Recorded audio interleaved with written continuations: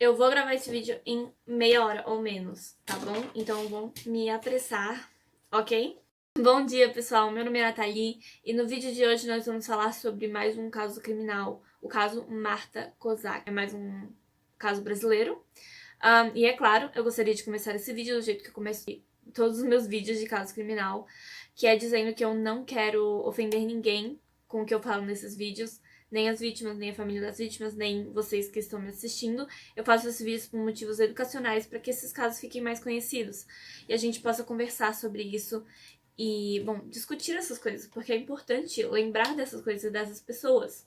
E é por isso que eu crio esses vídeos. Esse vídeo também vai estar legendado em inglês para que o público de outros países possa assistir e também conhecer essa história, ok?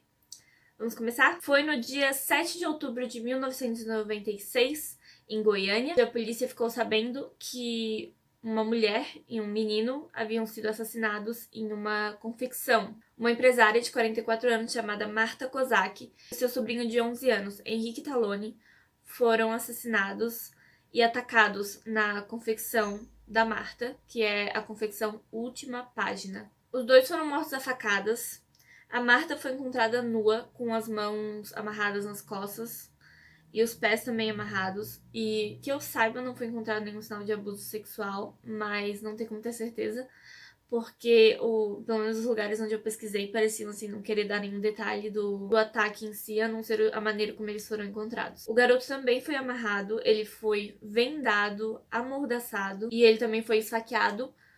E a arma do crime, usada tanto para matar o menino quanto matar a Marta, ainda estava nas costas do menino. Foi uma faca. A arma do crime foi uma faca. O carro da Marta foi roubado e deixado num lago próximo, que é o Lago das Rosas, em Goiânia. Além do carro, também foi roubado um aparelho de som, joias, cartões de banco, dinheiro. Não só isso, como no mesmo dia ou no dia seguinte, alguém foi até um caixa eletrônico e tirou muito dinheiro ainda da conta do banco da Marta. Os principais suspeitos apontados pela polícia logo no início foram Frederico da Rocha Taloni, que era um sobrinho da Marta que trabalhava para ela na contabilidade ali da empresa. Ele fazia toda a parte de dinheiro, de, sabe, depositar dinheiro e fazer toda a contabilidade, ter certeza de que tá tudo se encaixando. E o outro suspeito era Alessandre da Rocha Almeida. Eu não sei o que levou eles a acreditarem que Alessandre da Rocha Almeida tinha alguma coisa a ver com o caso.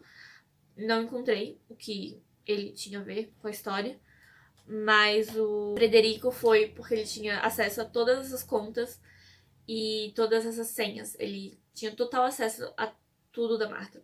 Mas logo nesse momento ali, já, tipo, né, muitas pessoas já diziam que a Marta confiava muito nele, que ele era da família, e por isso que ela contratou, porque ela já se sentia lesada ali no ramo, ela já sentia que ela não podia confiar na parte de investimentos, a parte ali financeira, e ela precisava de alguém de confiança para ajudar ela nessa parte. Basicamente, o que foi dito pela denúncia, né, essa denúncia da polícia, foi que a Marta chegou de viagem no dia 6, né, de outubro, e ligou pro Federico dizendo que ela tinha alguns pagamentos que ele tinha que buscar para depositar e coisas do tipo. E pediu para que ele buscasse no dia seguinte, no dia 7.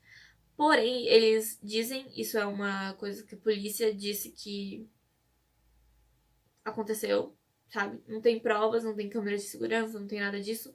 Mas a polícia diz e, tipo, afirma que o Frederico e o Alessandro foram até a confecção dela às 23 horas da noite do dia 6 e a Marta abriu os portões para ele.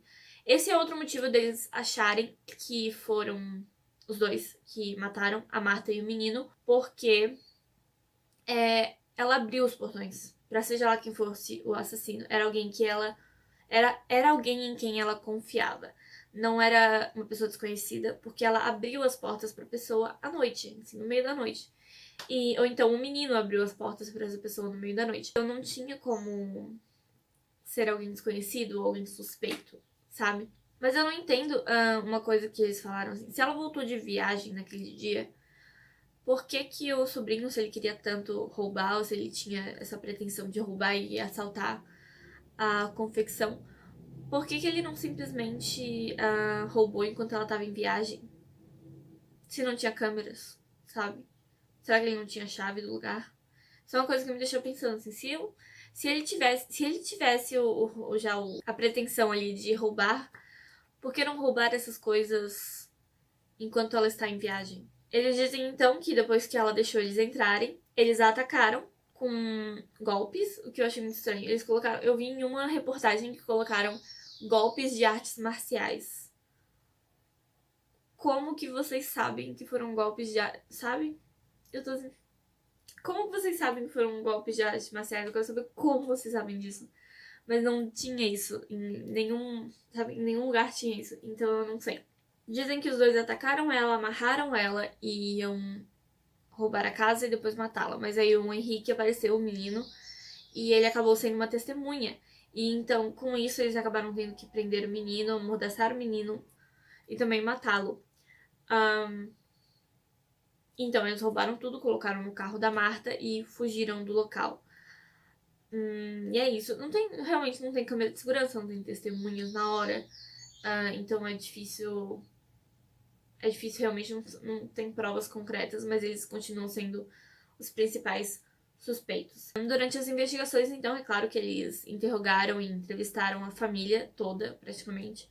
A mãe do Frederico disse que ele trabalhava há menos de um mês para Marta e que, isso que eu já falei, ela contratou ele porque ela sentia que ela estava sendo lesada aí no meio da competição e essa parte da contabilidade ela não estava dando conta, então ela precisava de alguém de confiança para cuidar dessa parte de senhas e contas e banco e pagamentos, etc. Um policial civil disse que ele foi em um presídio, eu não sei o que ele foi fazer lá, mas ele estava num presídio, e um preso chamado Marcos Medanha disse pra ele, contou pra ele que a Marta foi atacada por 3 pessoas conhecidas dele e que apareceram na casa dele no fim daquele dia com muitas coisas roubadas, cartões roubados, joias roubadas, e que todas essas provas foram queimadas.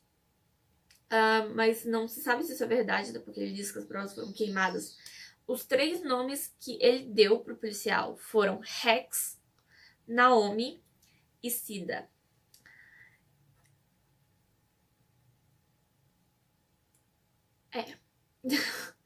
E não se sabe, não sei se já era até investigar esses nomes e ver se realmente aconteceu, mas acho que outras pessoas também disseram que foram 3 pessoas que atacaram e que não foi o sobrinho e nem esse tal de Alessandri. O primeiro delegado encarregado do caso, ele pediu ao juiz para que o Frederico e o Alessandri fossem julgados pelo crime de duplo homicídio.